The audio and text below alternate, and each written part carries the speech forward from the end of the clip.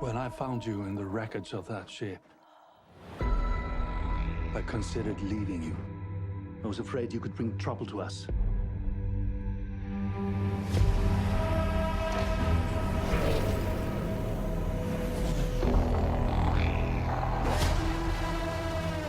What do you think they want? Everything.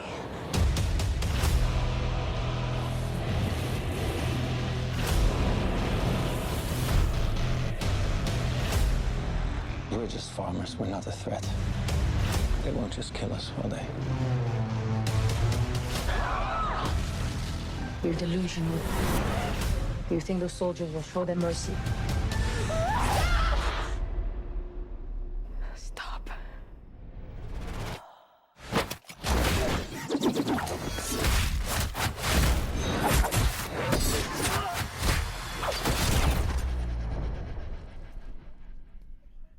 We're gonna have to fight. I am a child of war. I find warriors to fight with us. We might stand a chance.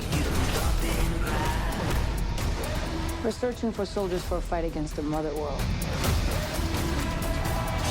I could help you.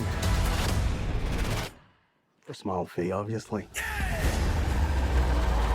You may want to hold on. I'm here to make you an offer. To give you a chance at redemption. We are beyond redemption. What about revenge? This isn't just pursuit of revolution.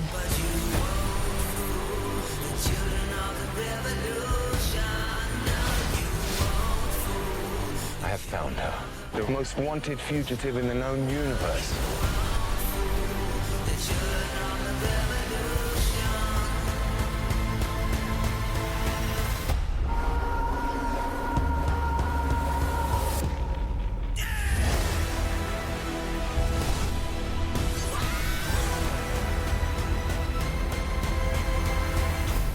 It's a new age for the universe.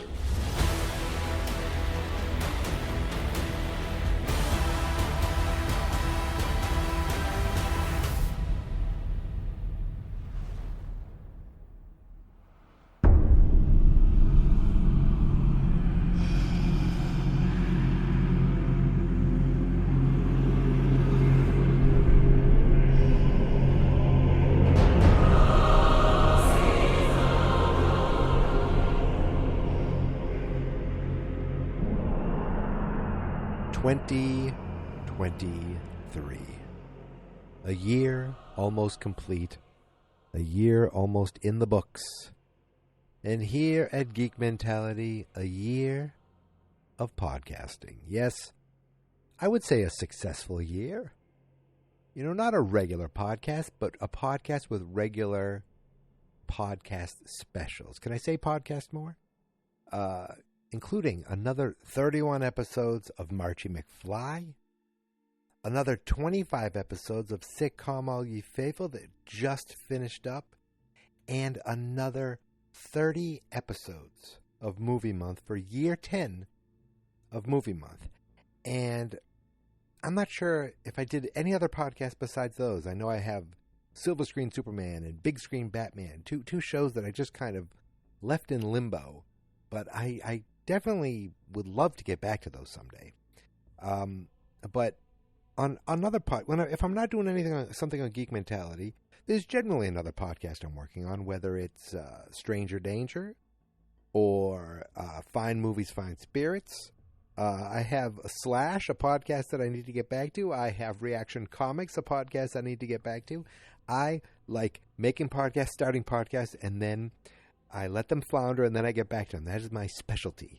But one of my co-hosts, a frequent guest here on Geek Mentality, and a co-host of mine on Fine Movies, Fine Spirits, my friend Chris would often say, you know, you don't have to watch movies just for Movie Month, just for your podcast. And I said, you know what? You're right. I don't just have to watch movies just for Movie Month. But can I still talk about movies? can I still do a podcast about movies even if it's not a movie month movie? And that leads me to today. I wanted to watch this movie, and I wanted to do a podcast about it. I wanted to use this to kind of set up the General Geek Mentality playlist on YouTube. If you're not following Fans Not Experts on YouTube, it's another way to find all of the shows that we're working on. There's enough people where I can say we, but it's all the shows that I put out, whether it's with me, whether it's with me and my friends, or is it my friends and I? Oh my God, my dad, the English teacher, my friends and I apologize. Not that he knows what a podcast is or will ever find this. But if he does, I love you, Daddy. So that sounded really bad. But the point is I like to watch movies and podcast about them. There. I think that's where I was getting at. I don't even know where I was talking about when I got to that creepy thing about my dad. But the point is, I wanted to watch this movie, and I didn't want to wait. I realized I can still put out podcasts about movies here and there. They just have nothing to do with movie month. They're like movie month extras, movie year. They're just Geek Mentality episodes. And today I decided to do that. I could have waited to watch both of these for movie month. I said, no, Michael. I already told you that. Definitely did not edit around this and then forgot that I already said this. But today I'm here to talk about the 2023 Zack Snyder film for Netflix movie, Rebel Moon, Part 1 - A Child of Fire. At least that's how IMDb calls it. In the film itself, it says Rebel Moon and then A Child of Fire Part 1. So this movie is it's a big sci-fi movie, and my understanding is that Zack Snyder originally pitched this idea as kind of a movie in the Star Wars world, and I can see that. I can understand that because this takes a lot from the world of Star Wars. It takes a lot from the world of sci-fi. Let me put it this way. Nothing in this movie makes me think, wow, that's different. Nothing in this movie makes me think, wow, like what a unique take on this. There's none of that happened. Like this movie is very, like there's a formula involved. There's like you're expecting things to happen, and they do. And that being said, it was still enjoyable enough that I want to watch the second one. Because what would have happened if I decided, I'm going to watch movie one in movie month, then I'm like, this is awful. Am I going to podcast about part two? And I know it doesn't have high percentage on Rotten Tomatoes. I know these things. But I don't care. I always want to like a Zack Snyder movie. I want to.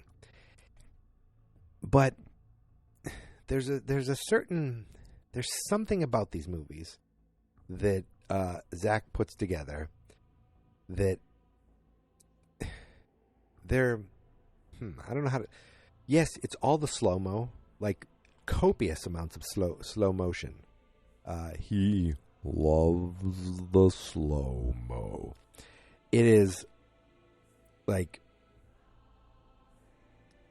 it is used so much that it kind of loses its effectiveness sometimes. Like, oh, here it comes again.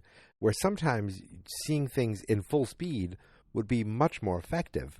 Like when you watch a fight in like an action movie, it goes so quick. You're like, wow, whoa, whoa, that's so fast. It's if they slowed it down to show every smooth thing, and it feels like Watchmen. It feels like Batman v Superman and Justice League. All these things, over and over. Like it feels very reminiscent of that. The style.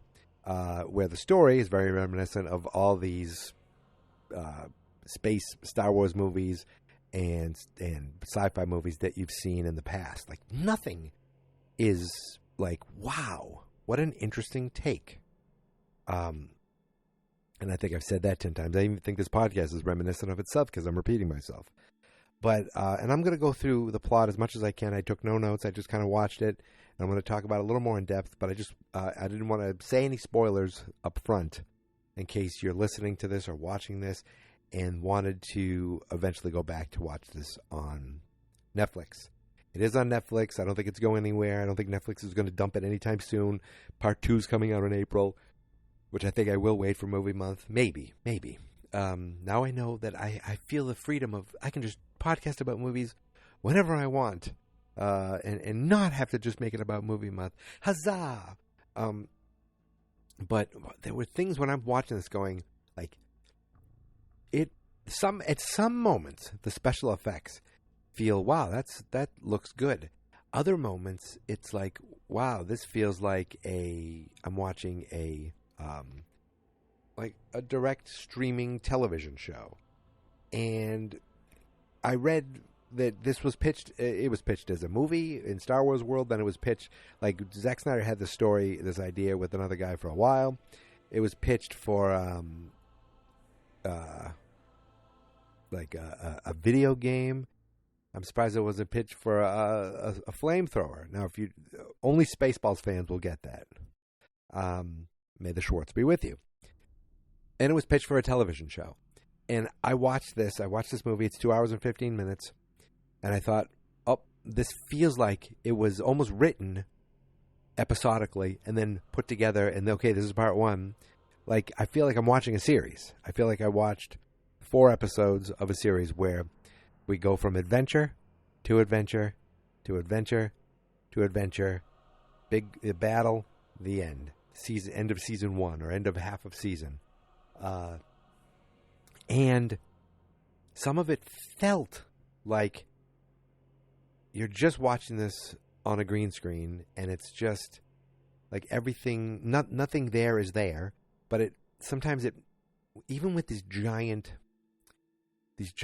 designs and these giant like effects and the mountains and everything in the background, sometimes to me it makes it feel smaller because none of that's there, and it doesn't look realistic enough. And I'm not saying it was bad effect, because some of it was supposed to not look realistic because you're on another planet, but it doesn't. It makes it feel smaller because you just know there's 2 people right there and they're in a room of green. They're in the green room,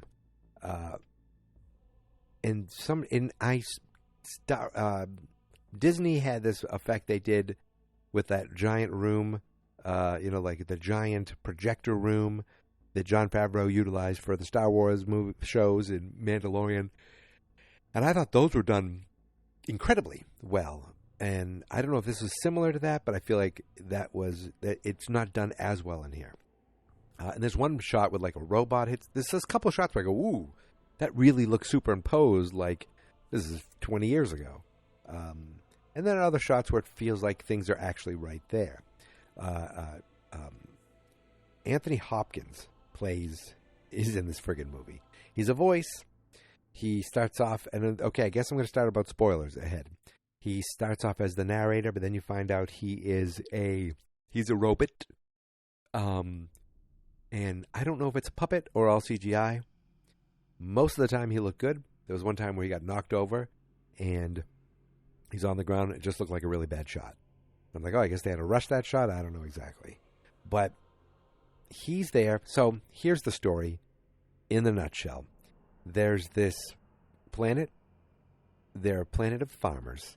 But they have one woman who lives there, and she's only been there for a couple of years. We come to find out she's hiding there. Who is she hiding from? She's hiding from the space Nazis, which is very Star Wars kind of feeling. But they leaned into it more with this one. They're not from the mother planet. Isn't the motherland? Maybe that's Russia. I don't know. I'm not good at history or politics or knowing things, but leaning into all that, like these guys were thin German looking, like with the crew cuts, kind of just very, very, SS looking mofos, space SS. That's how it felt. Even the uniforms, like he was leaning right into that. So they're showing up because they know they're farmers and they have grain, and we want your grain.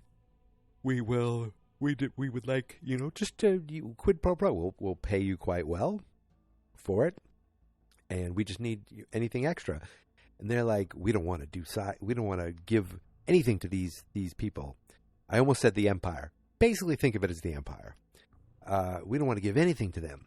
So we're going to tell them we don't have a surplus. But one farmer's like, you know what? We kind of do have a surplus. It's not a lot, and that's what he was keeping it because sometimes there's droughts and stuff, and we need it. But if we can give you that, would that work? And then the general's like, oh, you're going to lie to me? Kapow! And he takes his stick and he kills the main guy. Then he goes, we want 10,000 bushels. Like, we usually only make 12,000 bushels of some sort of seed. I don't know. At one point, the ship shows up and the people drop the seed in slow motion. It's like, Zack Snyder's like, I want to see that seed. Each seed, I want to see each fall to the ground like your hopes and dreams. And they're like, we want everything from you. And so they're like, I can't believe you killed the bad guy. He's like, I didn't know he was going to do that. And then the girl's like, I'm leaving. Why are you leaving? And she's like, because I can't be around these people. Like, you know what? You can't leave us. You should have fought. You know what? Let's get a team together and fight the bad guys. And that's the movie. Then they go, well, I kind of do know someone because the guy was selling to the other side, the resistance. He was selling with them on the side, so he knows some people. Let's go see if we can find them.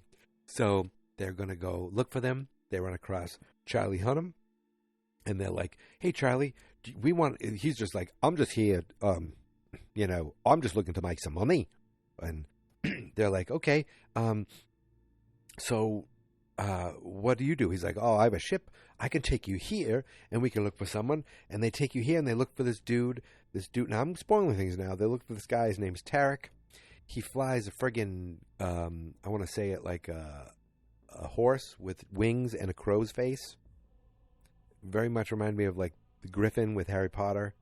Is it a Griffin in Harry Potter? Whatever that thing is that he rides around on. And this guy's a slave, but the slave owner will let him go if he can break in that animal. If not, they're all going to be captive. He's like, I'll take it for a fly. Flies around, everything's wonderful. Before they met Charlie Hunnam, they basically have a cantina scene where they're at a bar. Someone tries to hit on the guy. He's not liking it. A fight ensues. Charlie Hunnam helps them kill him. Boom, they move on to the next thing. They get this guy. He helps actually liberate the crow horse who kills the bad farmer. Oh, excuse me, I'm tired. Kills the bad farmer as they all leave. Then they go off to get another woman who fights a friggin' spider lady. It's like, it's showing all these little worlds, all these little pockets, trying to make this universe in half an hour to put this team together. And everyone's like, I'm in. Oh, you want to fight the mother planet? I'm in. Boom. Bam. Like, no one resists. No one has a problem. Everybody's in. We see the woman. She's got friggin' lightsabers. They're not lightsabers exactly. I want to say light swords, we'll call them. They're slightly different. They flicker and they're flat, but they're lightsabers. And I'm not saying any of this, like, if you don't know Star Wars, maybe it feels like, wow, that's interesting. But I'm still in it. It took a little bit, but I'm still in it. So, they showed up, right, I remember now. They show, the guys that give me 10,000 bushels. And on the planet, they leave, but they leave some soldiers behind. And these soldiers are all pricks, and they get rapey. They want to go after one of the girls. And then the main woman, she's like, I'm not having this. They're like, go away, or you're next. She's like, no. Ba-bam! And she kills them all with the help of one young soldier who we never see again. But I guess he's going to help. He's going to stick around. and with the help of the robot guy, who we never see again. But they're all going to be featured in this sequel, in part 2, because we saw that in the previews. Again, I'm spoiling things. So that's when they go off to do the Resistance stuff. They go and get the woman who kills the spider lady, which reminded me of some fantasy books I've read. So I was like, oh, that's kind of cool the way the spider looks. And it did creep me out because, again, they were fighting a spider. And while all this is happening, there's this kind of other story going on where this like larger backstory. There's a lot of like, just here, let me fill you in. Let me give you some backstory. I forget what it's called, but, where they throw in stuff to let you know what's going on. And there's, they're like, we're here for the slain king. There's a slain king. It seemed like the king wasn't that bad, but he had an army of people that worked with him. Who was in this army? The main woman, who is now part of the resistance, or is now joins up with the resistance. She was just in hiding before, but she was part of this like elite group of soldiers. She was brought in by this other bad dude, who we find out, I guess, is the big bad at the end. He brought her in. He was like, "You're my stepdaughter. You're going to be part of this group. Great. You're going to watch the king's daughter." We find out the king's daughter has magic powers where she can bring things back to life. And somebody killed the king, the king's wife, and the king's daughter. I don't know who. They never showed it. Not sure if I'm sure it'll come into play in part 2. But they didn't. They just mentioned that. And since that's happened, there's been like a vacuum of power where there's other generals a bad guy, and he's got the Nazi-looking dude who's kind of being the main bad guy of this movie, but he works for a larger bad guy, and he gets killed and comes back, does a little Demolition Man at the end. I'll get there, but we find out that she used to work for them, so that's how she knows how bad they are. So they all go to meet. They really want to meet these two people in the Resistance, and the Resistance are these two like blood acts, the brother and sister, and there's I think Cleopatra Coleman is one of them. And I've seen her in some shows. There was a TV show once. The Last Man on Earth. She was on that for years, or for some seasons. And then the other dude, Ray Fisher, who I'm not convinced is a good actor, but Zack Snyder likes him, and he clearly likes Zack Snyder, because otherwise he wouldn't be back for this. He must really hate Joss Whedon because of the things he said, and WB working with them, because of course he is Cyborg in the Justice League, in Zack Snyder's Justice League. But they're the leader of this resistance, okay? Maybe they play a bigger part, because they seem like they were a big deal, and they weren't much of anything. So they have the two people in the resistance, and they're like, you need to come fight for us. We sold you grain, and now we're in need of help. You need to help us.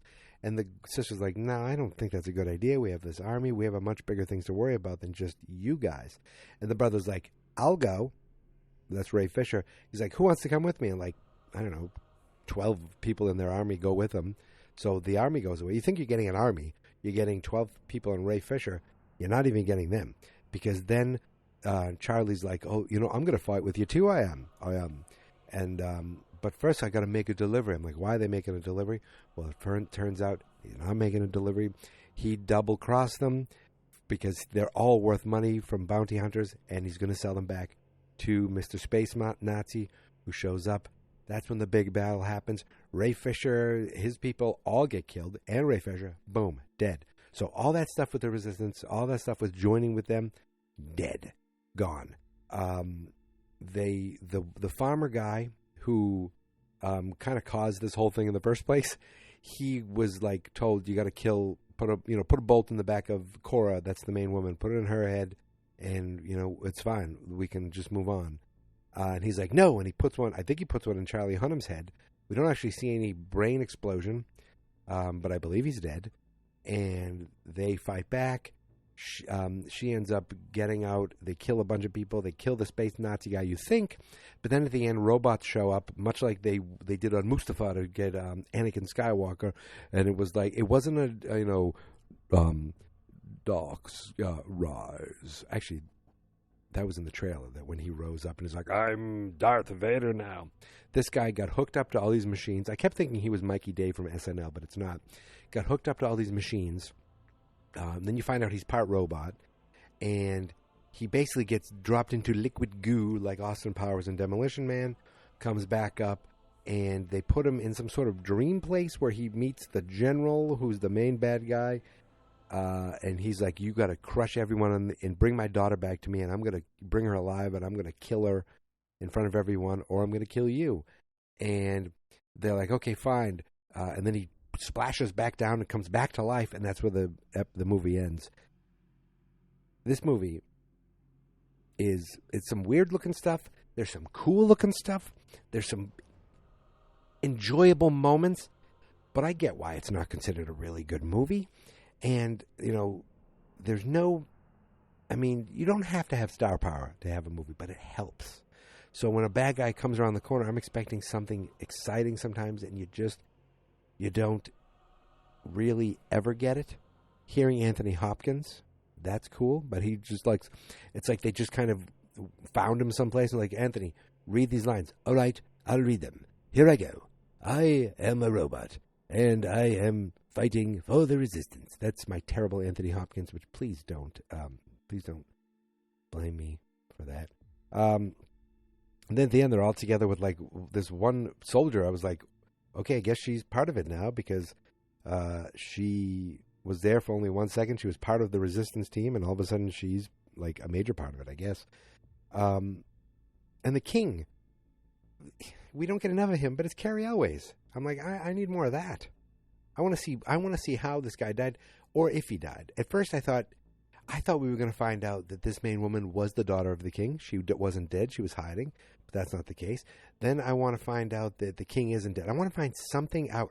I want to be surprised by something, because even when the farmer guy, who you may know from such television programs as Game of Thrones, that's what I mostly know him from.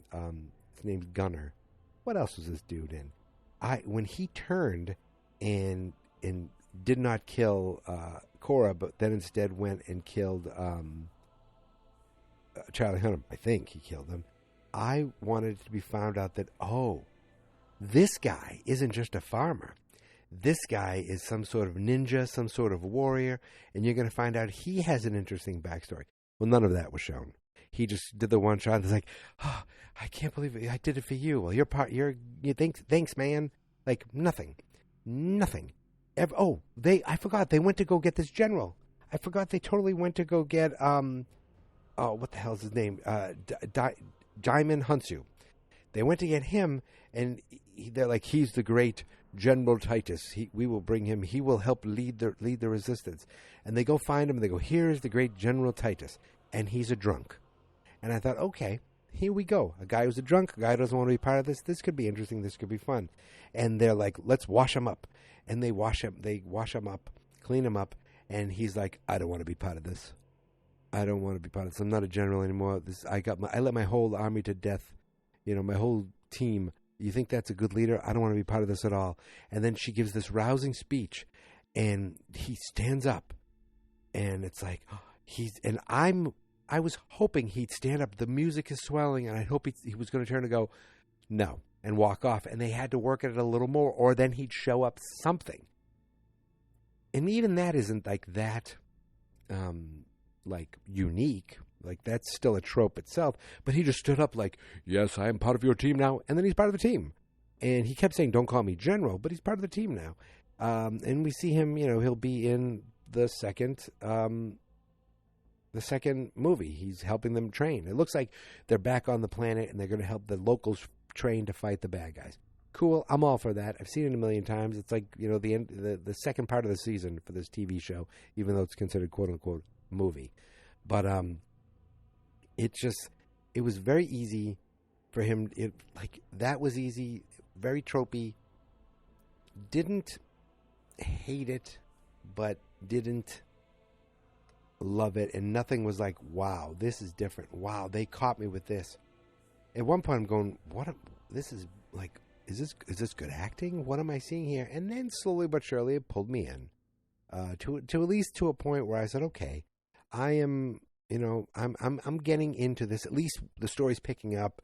But the whole thing, even with all the soldiers are so dismissive. Like, hey, go help move these people out so we can move into our new house.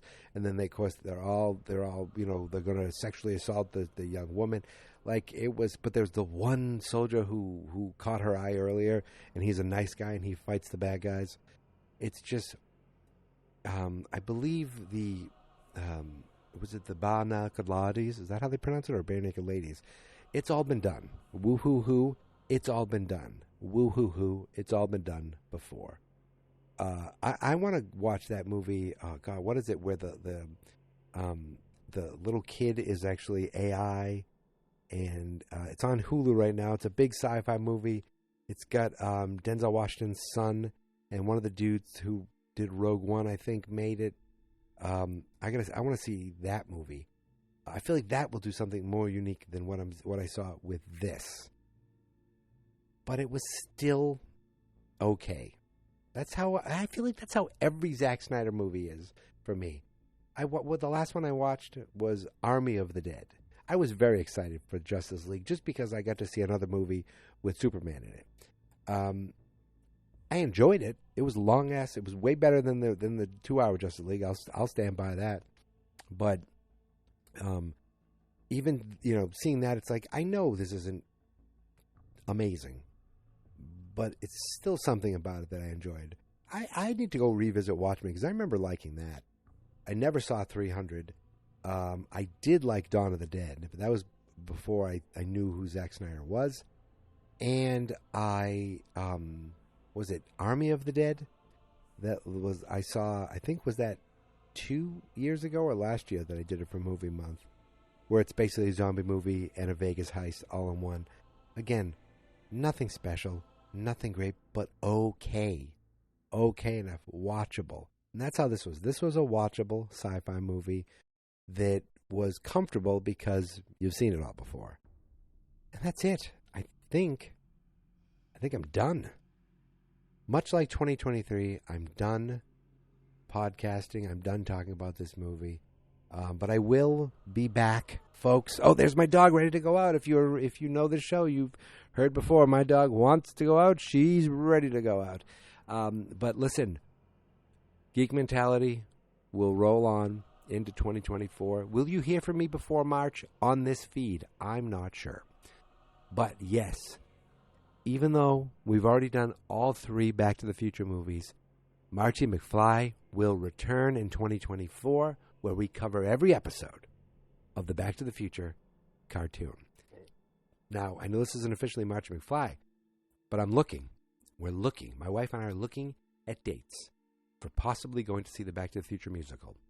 Right now, the closest place is in Schenectady, I hope I said that right, New York, which is about a 3.5-hour drive. Which means, okay, baby, I'll take you out. Which means a hotel room and just a long, 2-day excursion just for Back to the Future, the musical. But damn it, it's worth it to see that musical. It's worth it for my Back to the Future love, and it's worth it for Marty McFly. Then, of course, we'll be back in June for year 11 of Movie Month, as always, and we will be back in December for another year of sitcom All Ye Faithful. I have other ideas, but I don't know. I haven't fleshed them all out yet, so nothing to announce here. But listen, if you want to hear more of me, and for some reason some people do, go to fansnotexperts.com, find all the other podcasts there, or go to youtube.com/@fansnotexperts on YouTube. Just go there. And fansnotexperts.com is the easiest place to find this podcast and every other podcast I do. And, of course, follow me on all the socials. Linktree.com/geekmentality. Linktree.com/geekmentality. You can find all kinds of links there. But on Twitter, Instagram, Threads, Mastodon.social, it's @geekmentality. On Blue Sky, it's Mikey-C. On Facebook, it's Fans Not Experts. And that's it. So, happy end of the year, everybody. Getting ready for 2024 and plenty more of podcasts. But until then, Thank you for listening. Thank you for subscribing. And here is my theme song. This is my podcast. I made it. Geek Mentality's what I named it. And I think you should listen and subscribe. 'Cause I'm kinda funny and awesome. I think that I'm worth your time. And I'm kinda handsome. My mom says, please listen and please subscribe. At least listen to this episode. Fans not experts.